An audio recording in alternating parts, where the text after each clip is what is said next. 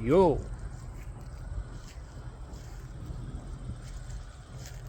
what up, YouTube? What up? What's good? What's it going? Peace, peace, peace. So, I hope everybody doing good, taking care of yourself. You know what I'm saying?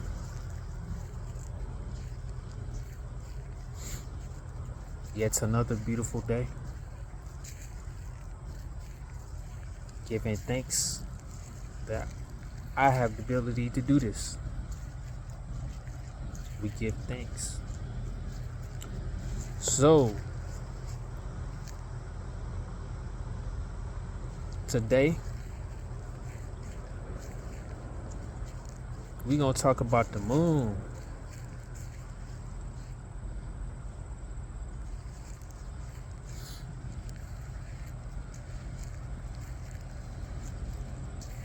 We also gonna talk about this eclipse season. You feel me? Eclipse season. It's like it's a new day. It's a new dawn. It's a new day. It's a new light.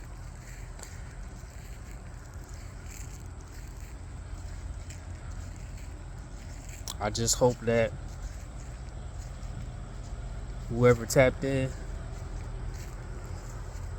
you took a bet on yourself, you took a leap of faith.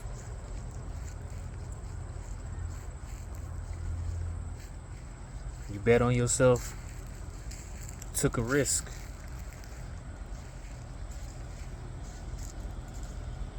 That's what this eclipse all about, man. It's about going for what you truly want to do in your heart.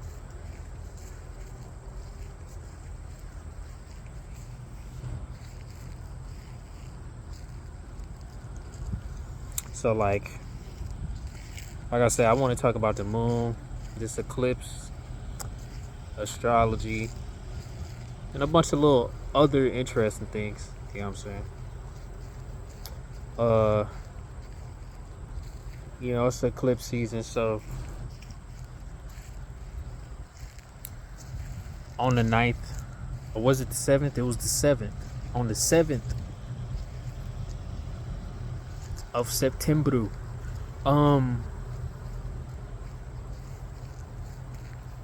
that was a total blood moon lunar eclipse. And astrology, when you have enough awareness about it, the alignments, the aspects, the role each planetary body serves as far as analyzing your life, it can give a real good perspective on where you at in your life. You know what I'm saying? Astrology is a useful tool for when you want confirmation for whatever it is you're doing. That's what it did for me, especially during this eclipse. I kind of fell off on the astrology. I haven't really been paying attention to it, but when you tapped in, certain alignments, they just thrown in your face. Like, it's gonna be all over the internet. Like I said, if you tapped in, you're not gonna miss this stuff. That's what happened with this eclipse. So with the eclipse, you know what I mean? I think it was in Virgo, or it's in Virgo. I think it's in Virgo. And Virgo got the North Node and a bunch of other stuff going on. But I mainly want to focus on the North Node and the South Node, because if you know anything about astrology, The North Node is the direction you're supposed to head, while the South Node is what you need to let go of, is what you need to leave behind you. So, since I'm a Sagittarius rising, and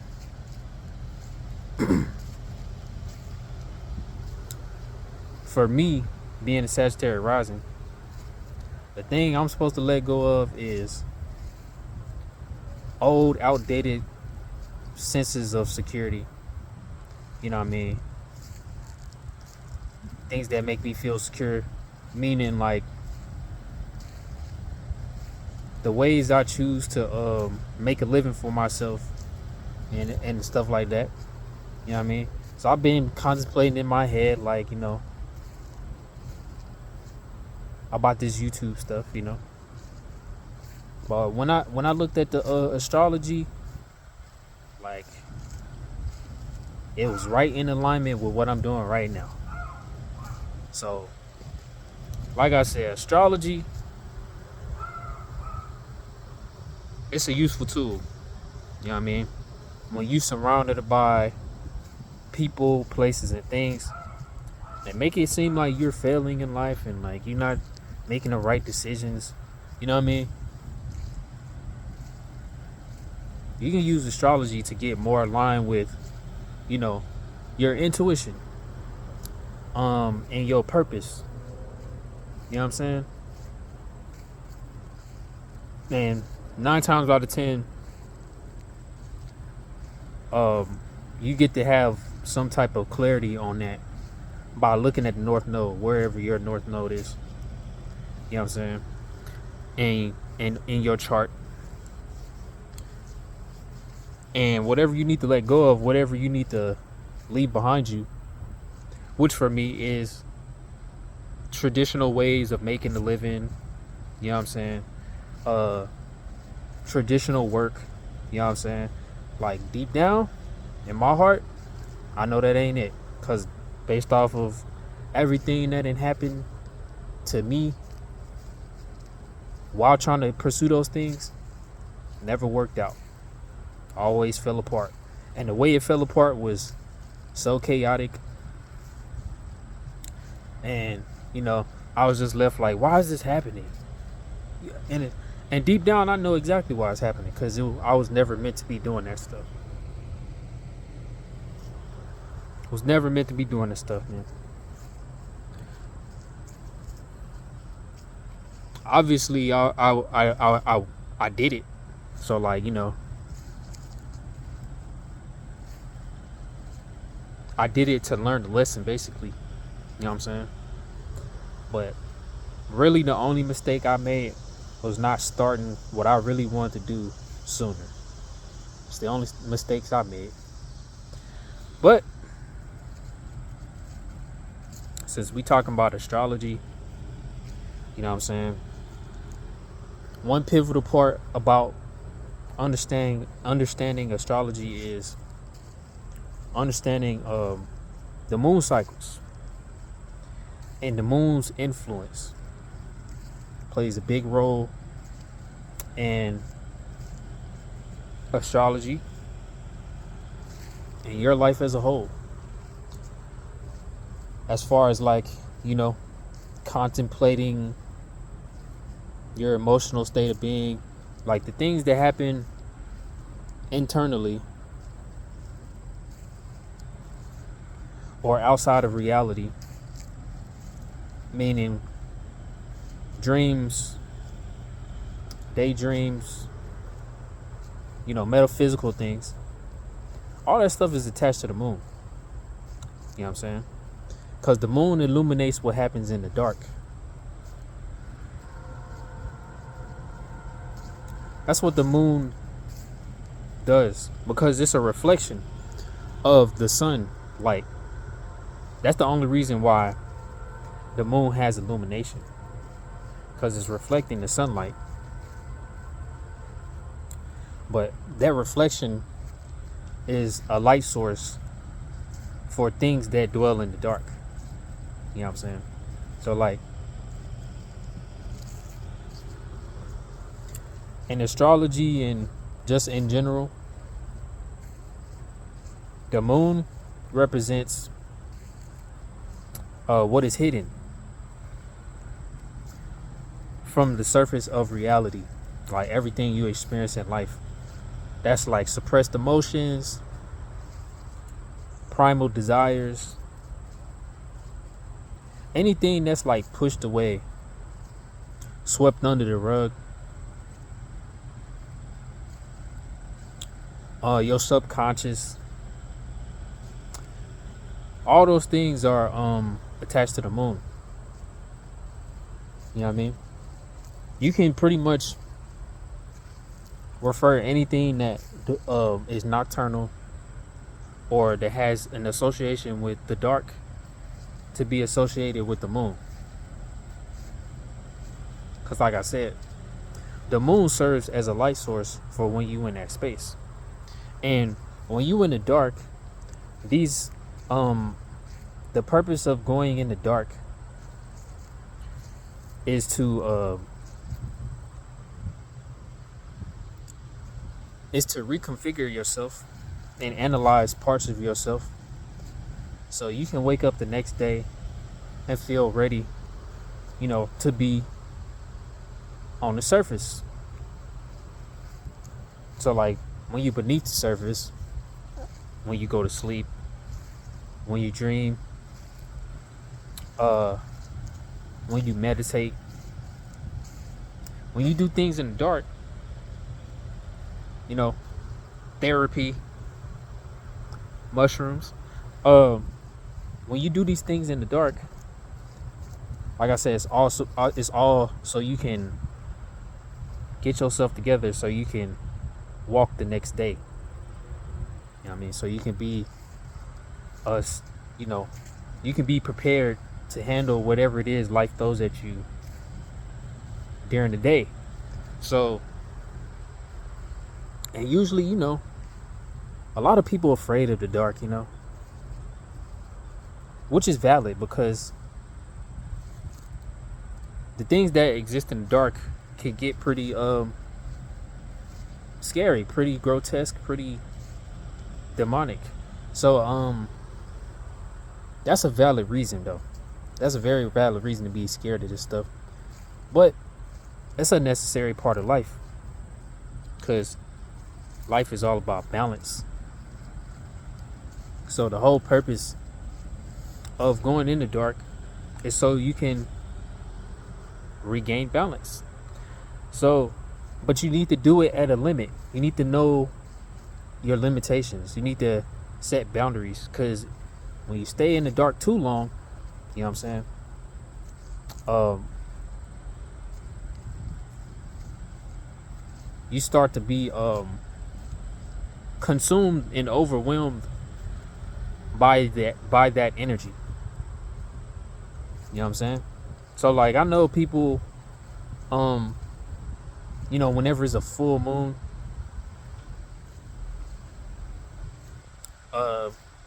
people go crazy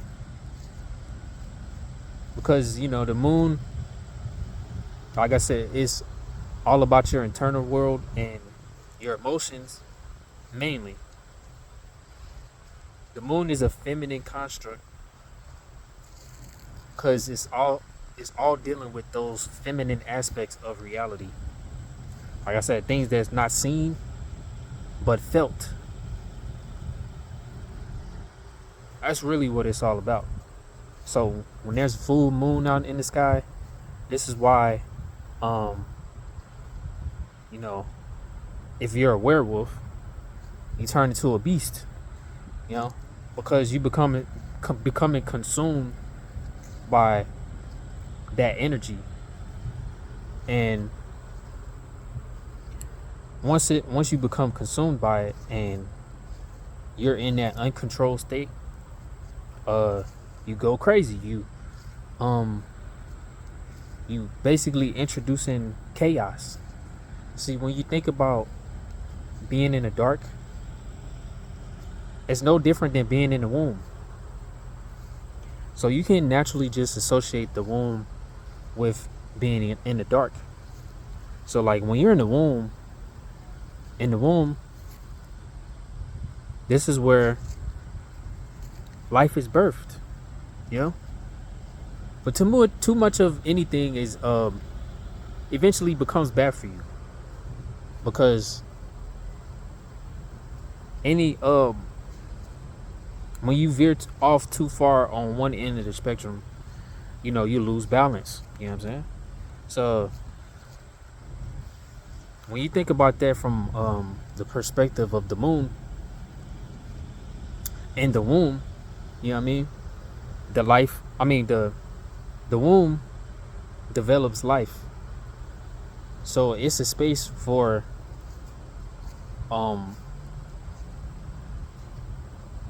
creation to mold itself. And the longer you stay in the womb, the longer you're gonna feed off of that energy. The longer you're gonna get the consume that energy. So when you overdo it, you know what I'm saying? You manifest a form that's exaggerated, that's grotesque. You know what I mean? Instead of having, you know, 2 arms, 2 legs, you know, instead of having just the right amount of things, you have more than what you need. You know what I mean? That's why, like, the things that come from the dark usually be some of the most ugliest, creepiest shit you ever seen in your life. So,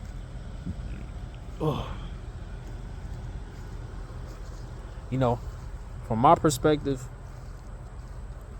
life is a spectrum. You know what I mean? And it's separated through a range of degrees and levels, dimensions, and it's just a measurement. It's just an incremental measurement of energy. That's it. So you have the absence of something, and then you have an abundance of it. That is the spectrum. That is the spectrum. The range between those two polarities. You feel me? So everything in life is a spectrum and has a spectrum. So, like I said, today we're going to analyze the moon. I'm going to give you a whole bunch of different type of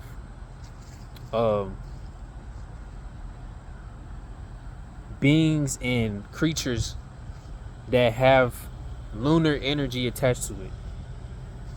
And you can kind of already get a general sense of what that already is, because I already mentioned certain things that can already hint towards what I'm talking about. And it's basically anything that lives in the dark. You know what I mean? Anything that is nocturnal or has an association with being in the dark. You know what I'm saying? Anything that is feminine in nature. So, like, understanding the moon is how you can better understand how women work, because the moon, I think in astrology, the moon moves to a new zodiac sign every 2.5 days, and during those 2.5 days, it's constantly phasing in and out of reality. You know what I'm saying? So you got the new moon where it's totally black, and then you got the full moon when it's full and bright and luminant. But in between those two polarities, from new to full, it goes through a whole range of variation. You know what I'm saying? And you know, that's just an example of how these things go from one range, from micro to macro. This is how everything in life starts. You know what I mean? For something to be complex, abundant, it was first simple, singular. Understand? So, like I said, um, when understanding how the moon works, you get an understanding of um, how you can become more aligned with how life constantly changes. Because, you know, I know for any general person who ain't into astrology or anything like that, they at least aware of the fact that the moon influences the ocean. You know what I mean? And anybody who knows what water is associated with is associated with emotions. And based off of my knowledge, you know, water is the permanent medium for everything in existence. That is the medium for energy to flow. Get me? So, just like how we go through life, you know, life is a spectrum. Think of a spectrum as a line, a path. And throughout that spectrum, you have highs and lows. So, remember, the moon is associated to water. And what does water do? It flows. It rises, it peaks, and it dips. Like, you constantly going through this interplay of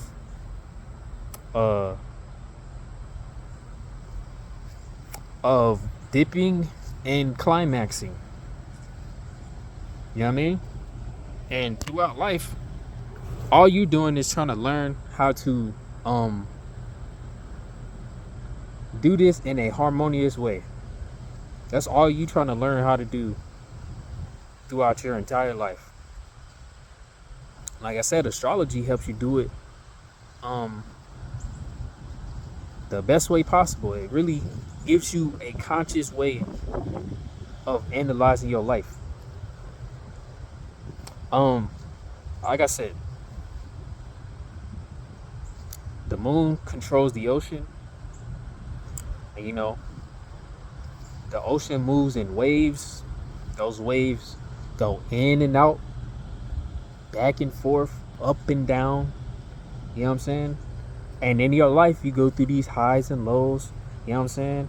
And then you have astrology that analyzes this whole process while the moon moves and goes through these phases. Like, you can analyze and see all this stuff happening in real time. And you can see how it translates not only to your life, but also from a worldly perspective. So, you know, like I mentioned before, with the North Node and the South Node, the North Node is the future, the pathway ahead, while the South Node is the past. So you could also use astrology when you really know how to do analyze this stuff. You can also use astrology to look in the past and backtrack and confirm things that happened in the past based off of historical records. You know what I'm saying? And another purpose of doing that is to understand how certain alignments could transpire today. You know what I'm saying? Astrology is very useful tool. And like I said, if you want to understand the nature of a female, understand how the moon works. Like I said, it goes through phases and changes, just like how a woman's emotions, her attention, it flows with the moon, bro. You know what I'm saying? That's another thing that the moon is associated with. Cycles. You know what I mean? This is why the woman has a cycle, because she's connected to the moon. Anything that is attached to lunar energy has a feminine aspect to it. You know what I mean? Women are attractive, alluring, but you know, if you piss them off, you know what I mean, they can become chaotic, irrational, and destructive. You know, and most of the time when there's a problem between two men, most of the time it's because of a female. Most of the time. That's just a small example of what I'm talking about. So like I said, anything attached to the moon has these traits that are very feminine in nature. So there, like I said, we're going to go through a whole spectrum of things from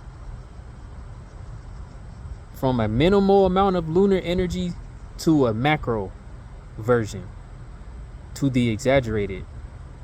You understand? So there's a lot of common things in the world that you can see where there's a pleasant, you know, manageable level. Then you go to a really over the top, exaggerated, grotesque, demonic level. You know what I'm saying? Because if anybody's ever heard of a lunatic, you know what I mean, that's somebody who is consumed by the moon and its energy. And you know, if you're consumed by the moon, that means you're consumed by your emotions. And people who are consumed by their emotions, they do chaotic things. You know what I mean? Like when you be drinking and stuff like that, and you like drunk, and you know you like black out and you don't remember shit. You know what I'm saying? This is an example of a lunatic, somebody who got consumed by their emotions, because you know when you drink, it opens you up. So it opens you up so you can pour out your emotions. And like, you know, when you in that state of being, whatever you have repressed deep within you, it's gonna surface while you in that state of being. Just more examples of, you know, when someone is consumed by this energy, by the moon. So like I said, I'm gonna give you a spectrum.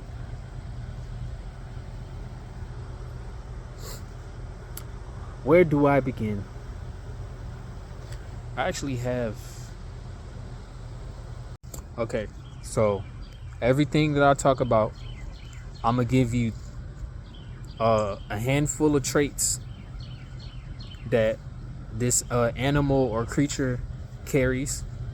Then I'm gonna give you an interpretation of what it symbolizes, and then after that you'll get I'll give you some type of insight on what it means for you to be like perceiving this thing in front of you.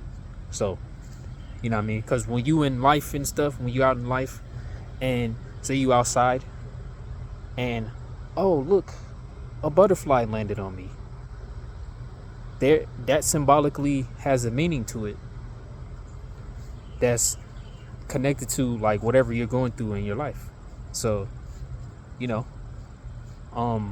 like I said, a spectrum is a pathway. It's a path. So for you to know like how far you are on the spectrum, like if you're like just at the beginning of the path or towards the end, you will see signs, symbols, and synchronicities that give you confirmation for how far along you are on the path. That's what all this stuff is trying to teach you or hinting towards. So the first thing I want to talk about is the moth. I've mentioned the moths about moths in like a previous video, but I didn't go too deep on it. This gives me the opportunity to do it. So, moths are pretty much like the counterpart of a butterfly, and they are attracted to light. Why? Because they're nocturnal. So, you know, when you're in the dark, you need to be able to see, and the only way you can see is from being able to pick up on light sources. So, like I said, most insects are like that, just period. But moths in particular are attracted to light. If I remember when I used to play Zelda, Majora's Mask. If you carried a torch, or you lit like a torch, there were a bunch of moths that like flew around it and stuff. You know what I'm saying? Because they attracted to the light.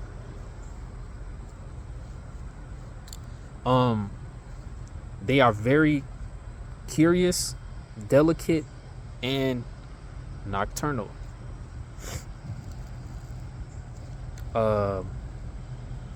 One second. So like I said, moths are the counterpart or the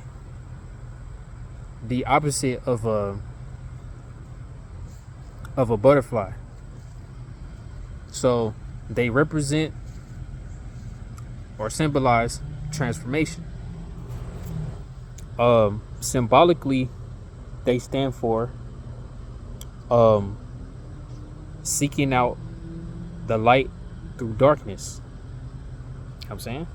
So for you as the individual seeing the moth, you know what I mean? Or if the moth, like you see a moth in your dreams or something like that,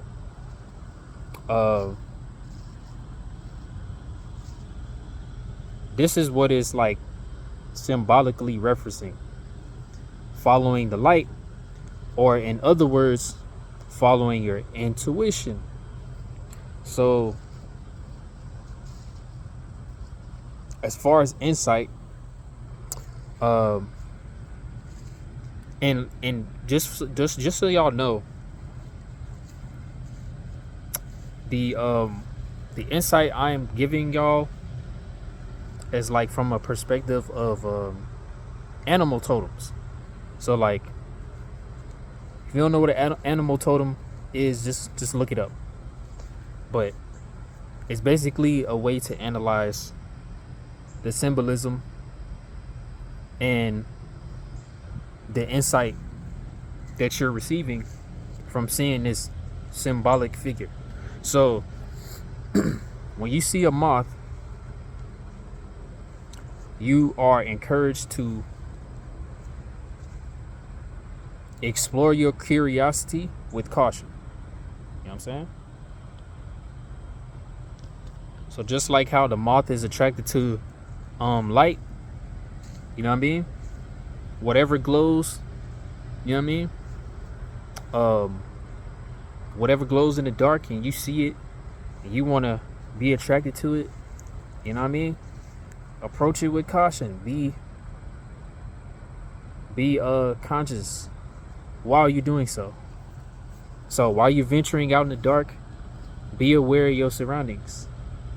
That's all that's hinting towards. Like I said, we on the spectrum, so this is like the first step on the path of, you know, the moon.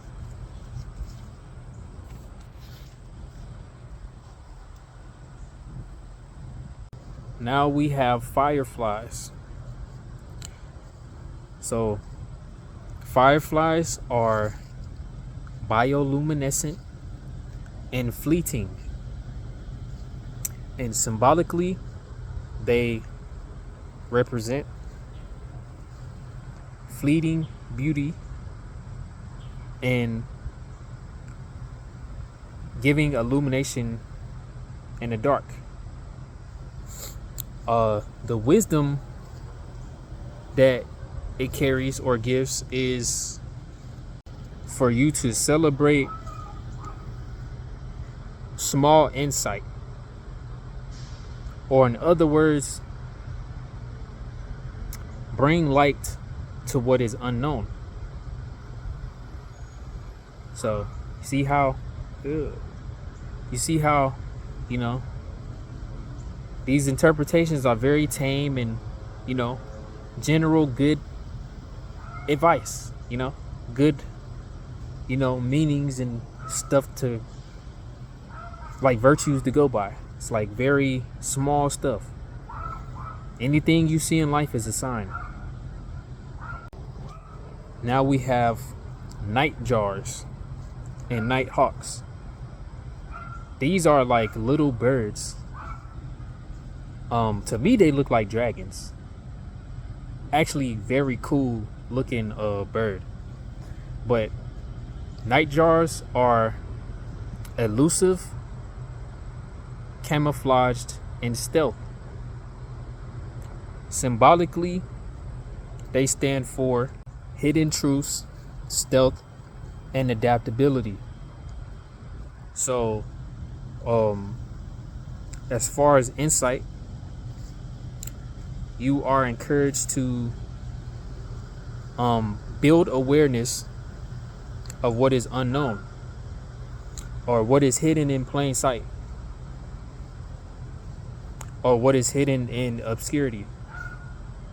Build awareness. So, you know, like it's kind of similar to the moth. It's like, be aware of your surroundings when you are venturing in the dark.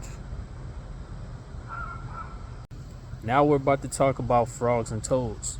Frogs and toads are transformative and aquatic. Symbolically, they stand for cycles, hidden potential, and renewal. And as far as insight, I think the insight is pay attention to your emotional and spiritual cycles. That's it. Now we're going to talk about owls. Owls are a personal favorite of mine, and I have a close affinity to them. Owls are perceptive, wise, and mysterious. Symbolic for night vision, insight, and guidance. The totem wisdom is for you to follow your intuition. Trust your intuition. That's basically the gist of it. Thus, we meet the halfway point of the lunar spectrum. At this point, you may see a bat or a flying fox. A flying fox is basically a bat that looks like a cute dog. Bats are liminal, adaptable, and nocturnal. Symbolic for transformation, shadow energy, and unseen guidance. Animal totem wisdom is to navigate change consciously and respect boundaries. This makes sense because we're at the halfway point of the spectrum, and once you go past this point, you start dipping into the more negative side of the spectrum, or the unbalanced side of the spectrum, the more lunatic side of the spectrum. So yeah, this is very fitting. Now, everything we talk about on this end of the spectrum it's going to be like the more like creepy, demonic, or satanic looking shit. You know what I'm saying? So I'm gonna give y'all insight on why these things look like this, if I didn't already. But like, I'm gonna give more context later. But this is the more lunatic side of the spectrum. This is the more unbalanced side. So when you see these signs, take it as a clear sign on whatever it is you need to do. You know what I'm saying? Like I said, I like moths, but there are actually some species of moths that look super, super demonic. You know what I'm saying? Pay attention. And thus, we start with the death's head moth. If you've never seen a death's head moth, it's basically a moth with a skull on the back of it. Death's head moths are macabre, ominous, and intimidating. They are symbolic for mortality, mystery, and extreme transformation. The animal totem wisdom is to be cautiously perceptive and integrate shadow work.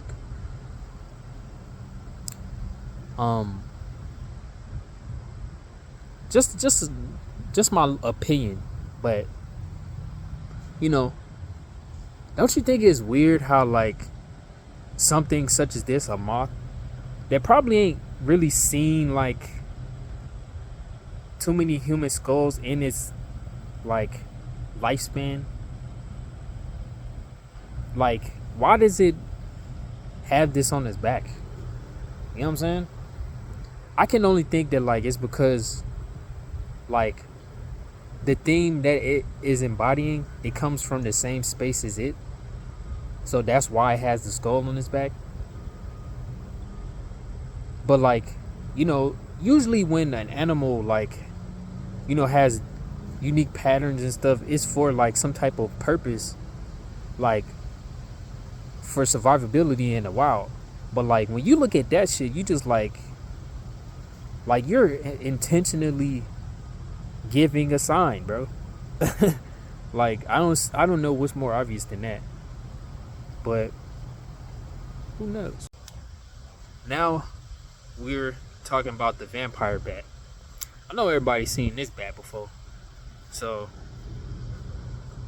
you know, vampire bats, you know, the name speaks for itself. So, vampire bats are predatory, extreme, and unsettling. They are symbolic for survival instincts, parasitic nature, and shadow energy. Insight is to observe from a safe distance, practice spiritual discernment, and establish firm boundaries. So we starting to get on that end of the spectrum, bro. Now, I ain't gonna lie to y'all. This one is this one's pretty fucking creepy. You know what I'm saying? This one pretty up there, my guy. You know what I'm saying? Encountering this in your life, you really need to really do some work, my guy. You know what I'm saying? Cause you very far on the deep end. You know what I'm saying? But just so y'all know, this is just the internet, and we only trying to build awareness so we can stay ready. You know what I'm saying? And I'm only giving you an example of why you don't want to be too attached to the moon. You know what I'm saying? Because it's a pathway to hell, man. But you have the Baphomet Moth. So the Baphomet Moth is monstrous and extreme in appearance. It's symbolic for imbalance, an untamed shadow, and a confrontation with fear itself. The insight reflect on the limitations of exploration and engage with it with caution. So, like I said, when you too far on the deep end and you see some shit like that, I'm gonna put a picture up, you know what I'm saying? When you see some shit like that, you know what I mean? You need to tighten up, you know what I'm saying? Really need to tighten up, bro. You feel me? Cause you way deep on the deep end for real. Now, you know, there's a lot of other crazy shit, you know what I mean? Especially in the ocean. So that's basically where we about to go. Cause you know, whenever they have a depiction of hell, you know what I'm saying, they usually make it seem like it's like underground or beneath the earth. And like, you know, the ocean is literally a whole dimension that's revolves around that shit. So, you know, if you wanted a cute depiction of hell, especially when you way deep into the ocean and where there is no light, you know what I'm saying? The type of creatures and things that live down there, it's just mind blowing, bro. It's just like, wow, this is what developed in the dark. You know what I'm saying? Pay attention. And thus, we are at the bottom of the fucking ocean. You know what I mean? If this is not a accurate depiction of hell on earth, I do have no idea what else could fall in that category. But you know, first we're going to talk about the anglerfish. The anglerfish is alien and deceptive. It is symbolic for a false light.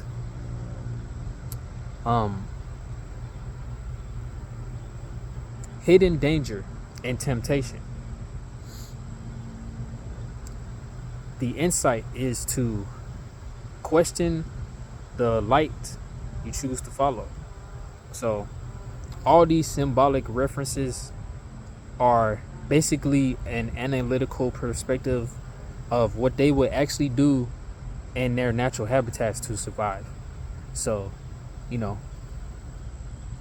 just so you know. And you know, I don't know what anybody would be doing at the bottom of the fucking ocean other than trying to be too explorative and shit like that. You know what I'm saying? Like, I don't know no niggas who gonna go to the bottom of the fucking ocean, bro. You know what I'm saying? Like, I know I would never do no shit like that. You talking about like so deep in the ocean that there's no light source around you? That's some scary shit, boy. For sure. Have y'all ever heard of Danny Brown? Danny Brown has a podcast, and on his podcast he has a section called White People Shit. And I don't know what's some more white people shit than going to the abyss of the ocean. like I don't see no niggas doing no shit like that. So, you know, the anglerfish, that's some old bullshit right there, for real. You know what I'm saying? This the type of shit that fester and develop when it's just living in complete darkness. This the type of shit that manifests from complete darkness. You know what I'm saying? Word to the wise. Okay, now we have the Gulper Eel. I think they showed some of these creatures in Finding Nemo, a Disney movie. I'll tell you, that's some fucked up shit right there. Okay, but the Gulper Eel is distorted and grotesque. It's symbolic for overconsumption and emptiness. And the totem insight is to recognize desires that can never be fulfilled. True stuff. So now we come to the very depths of the ocean, and what you see are gargantuan monsters. Huge, monstrous creatures. One of those creatures is the giant squid. The giant squid is titanic, mythic, and elusive. It is symbolic for the mysteries of the unknown, the vast hidden beneath the surface, and the deep subconscious. Insight is to approach the unknown with reverence, not conquest, and let mysteries remain mysterious. You don't need to know everything, bro. Trust me. So, giant squids are huge. You know what I mean? If you ever seen a sperm whale, they basically do battle with sperm whales. They are about as big as a sperm whale. I think they are like as long as like 8 school buses, something like that. I don't know, but they're fucking huge, man. They're massive. You know what I mean? So I couldn't imagine the feeling going to the deep depths of the ocean and seeing something like that with his huge fucking eye. Scary shit, bro. Scary shit. So like, when you encounter these type of creatures, you are at the very links of the lunar spectrum. You know what I'm saying? So seeing these type of creatures should be very symbolic for what I just told you. You know what I mean?